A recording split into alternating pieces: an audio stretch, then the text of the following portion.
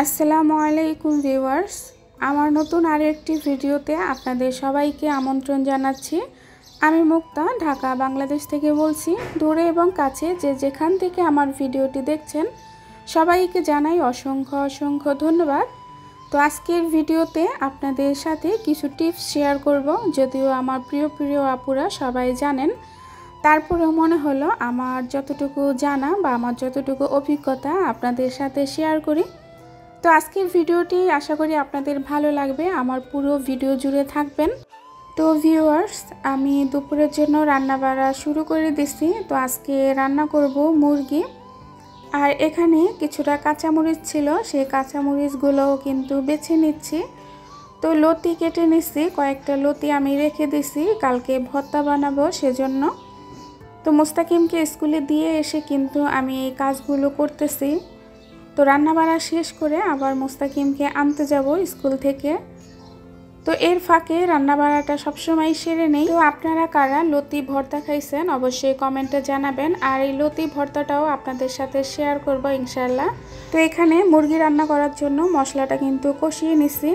তো যেহেতু কক মুরগি, তো মুরগিটা কিন্তু নরম, ফার্মের মুরগির মতো। যারা নরম মুরগিটা পছন্দ করেন তারা হয়তো বা মুরগিটা আগে কষিয়ে নিতে পারেন, কিন্তু আমার কাছে মুরগিটা যদি বেশি সিদ্ধ হয়ে যায় তখন কিন্তু একদমই ভালো লাগে না। তাই কিন্তু আমি এখানে আলুটা আগে কষিয়ে নিচ্ছি। আর এখানে এই যে টমেটো দিলাম, টমেটো দেওয়ার কারণ হচ্ছে এই তরকারিটা বেশি সুস্বাদু হবে বা কালারটা সুন্দর হবে সেজন্য। তো এখানে এই টিপসটা আপনারা ফলো করতে পারেন যদি বা আপনাদের ভালো লাগে। অনেকে বা টমেটোটা পছন্দ করেন না, তো যদি পছন্দ না করেন আপনারা সেটা স্কিপ করতে পারেন। তবে আমার কাছে কিন্তু অনেক বেশি ভালো লাগে। এই যে টমেটোটা দেওয়ার কারণে কিন্তু তরকারির কালার এবং স্বাদ দ্বিগুণ বেড়ে যায়। তো এখানে কিন্তু আমি আলুটা খুব ভালোভাবে কষিয়ে নিছি, প্রায় সিদ্ধ হয়ে আসছে। তো তারপরে আমি মুরগির মাংসটা দিয়ে দিলাম। তো ফার্ম মুরগি আর হচ্ছে এই কক মুরগি আমি কিন্তু এইভাবেই রান্না করি। সবসময় আলুটা আগে সিদ্ধ করে কষিয়ে নিই, তারপরে কিন্তু মুরগিটা দিয়ে বেশি একটা কষাই না, অল্প ঝোলের পানি দিয়ে কিন্তু রান্না করি। তাতে মুরগির স্বাদটা কিন্তু অনেক ভালো লাগে।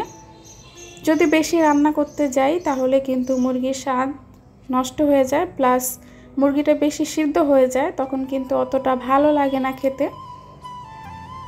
তো এখানে আমি এই চুলায় তরকারিটা দিয়ে দিলাম, আর পরের চুলাটায় আমি এখন চিংড়ি মাছের শুটকি দিয়ে লতি রান্না করব। তো আসলে ঘরে চিংড়ি মাছ নাই, তো সেজন্য আমি শুটকিটা দিয়েই লতি রান্না করতেছি। আর লতি কিন্তু শুটকি দিয়ে অনেক বেশি ভালো লাগে। জানি না আমার প্রিয় আপুরা খান কি না, তবে যদি খেয়ে থাকেন তাহলে অবশ্যই কমেন্টে জানাবেন। তো এখানে কিন্তু কষানো শেষ, আমি কিন্তু ঝোলের পানিটা সামান্য পরিমাণ দিব, বেশি কিন্তু দিব না। যেহেতু এখানে মুরগিটা এবং আলুটা দুটোটাই কিন্তু আমি ভালোভাবে কষিয়ে নিছি, তাই এখানে কিন্তু ঝোলের পরিমাণটা খুব বেশি একটা লাগবে না, তাই আমি অল্প করে ঝোলটা দিয়ে দিলাম। তো পাশের চুলায় কিন্তু লতিটাও বসানো হচ্ছে। তো প্রিয় ভিউয়ার্স, কেমন আছেন আপনারা সবাই? অবশ্যই ভালো, যেহেতু ওয়েদারটা কিন্তু একদমই ঠান্ডা। 2-3 দিন যাবৎ কিন্তু অনেক বৃষ্টি হচ্ছে। এত তীব্র গরমের পর আল্লাহ পাক কিন্তু আমাদেরকে এক নিমিষে ঠান্ডা করে দিছে। শুধু ঠান্ডাই না, এত পরিমাণ ঠান্ডা যে রাতে কিন্তু অনেক বেশি শীত লাগে এবং কাঁথা গায়ে দিতে হয়। তো ভিউয়ার্স, এখানে কিন্তু আমার শুটকি দিয়ে লতিটা বসানো শেষ।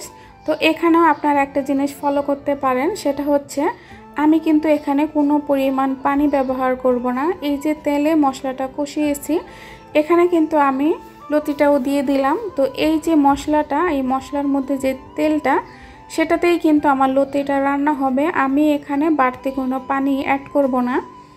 তো আমি কিন্তু চুলার আঁচটা একদমই কমিয়ে দিছি, তো সেই আঁচেই আমার কিন্তু লতিটা খুব সুন্দর সিদ্ধ হয়ে যাবে। মুরগির রান্নাটাও কিন্তু হয়ে গেছে, জিরা গুঁড়া দিয়ে আমি এখন নামিয়ে নিলাম। দেখেন কালারটা কত সুন্দর আসছে, আলহামদুলিল্লাহ খেতেও কিন্তু অনেক ভালো হয়েছিল।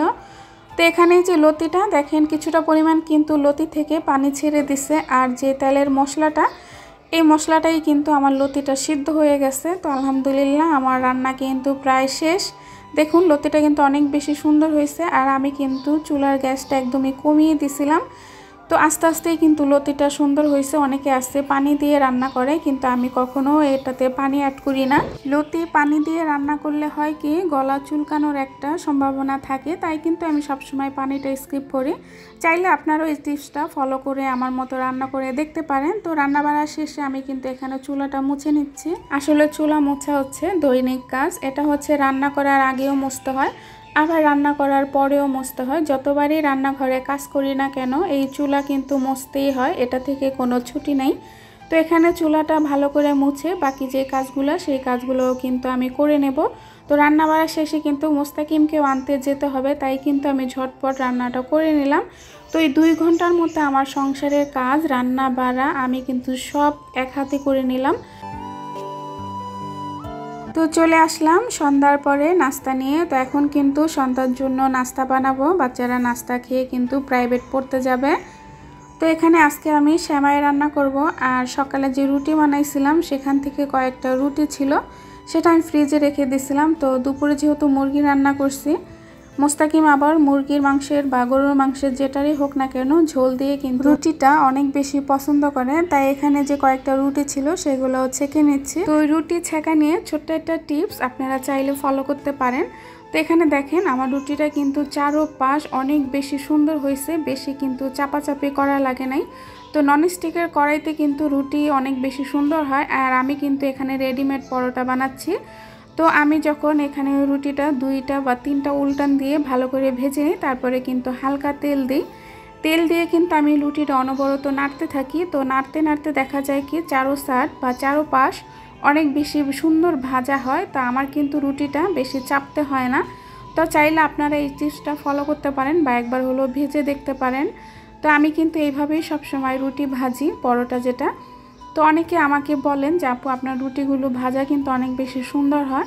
অনেক সময় কি দেখা যায় যে রুটিটা ভাজার পর ঠান্ডা হয়ে গেলে কিন্তু তখন অনেক জায়গায় এরকম কাঁচা কাঁচা দেখা যায়, কিন্তু আপনারা যদি এইভাবে রুটিটা ভাজেন ঠান্ডা হলে কিন্তু কাঁচা দেখাবে না। কারণ আপনারা দেখতেই পাচ্ছেন আমার রুটিটা কিন্তু অনেক সুন্দর ভাজা হয়েছে এবং চারোপাশে ভাজা হয়েছে, কোথাও কিন্তু কাঁচা দেখা যাচ্ছে না। তো আমি কিন্তু তেলের পরিমাণটা একদমই কম দিছি। তো আমার প্রিয় ভিউয়ার্স, আপনারা কিন্তু আমার চেয়ে অনেক বেশি অভিজ্ঞ, আমি সেটা জানি। আমি কিন্তু তেমন একটা জানি না, তারপরেও যতটুক জানি যতটুক বুঝি সে থেকে আপনাদের সাথে শেয়ার করা। চিন্তা করলাম আমার এই ক্ষুদ্র বিষয় যদি আপনাদের সাথে শেয়ার করি, কিছুটা হলেও কারো উপকার হতে পারে আমার এই দেখানো জিনিসগুলো থেকে। তো সে থেকে আপনাদের সাথে শেয়ার করা। তো এখানে কিন্তু আমার রুটিগুলো ভাজা হয়ে গেছে। আমি কিন্তু ওই চুলাটা বন্ধ করে দিলাম। তো দুধটা ঠান্ডা হলে তারপরে কিন্তু আমি সেমাইটা ভিজাবো। তো ফুটন্ত দুধে কিন্তু সেমাই যদি ভিজাই তাহলে কিন্তু সেমাইটা একদম গলে যাবে, তাই কিন্তু আমি এই কাজটা কখনোই করি না। এখানেও ছোট্ট একটা টিপস যদি চান আপনারা ফলো করতে পারেন। তো এখানে আমি দুধটা ঠান্ডা করে কিন্তু তারপর সেমাইটা ভিজাচ্ছি, তাহলে দেখা যায় সেমাইটা একদম গলে যাবে না, খেতে কিন্তু ভালো লাগবে।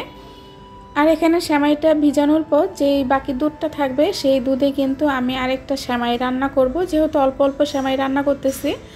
আর এই সেমাইতে কিন্তু কোনো ধরনের কিশমিশ বাদাম কিছুটাই ব্যবহার করব না। বাদামে হচ্ছে আমার অ্যালার্জি, আর কিশমিশ আমার ছেলে মেয়ে কেউই পছন্দ করে না, তাই কিন্তু আমি এই 2টা জিনিস স্কিপ করে গেছি। তো আমি সবসময় চেষ্টা করি আমার বাচ্চারা যেভাবে পছন্দ করে সেইভাবে দেওয়ার জন্য। যাই হোক, আজকের ভিডিওটা আপনাদের কাছে কেমন লাগছে অবশ্যই কমেন্টে জানাবেন। ভালো থাকবেন, আল্লাহ হাফেজ।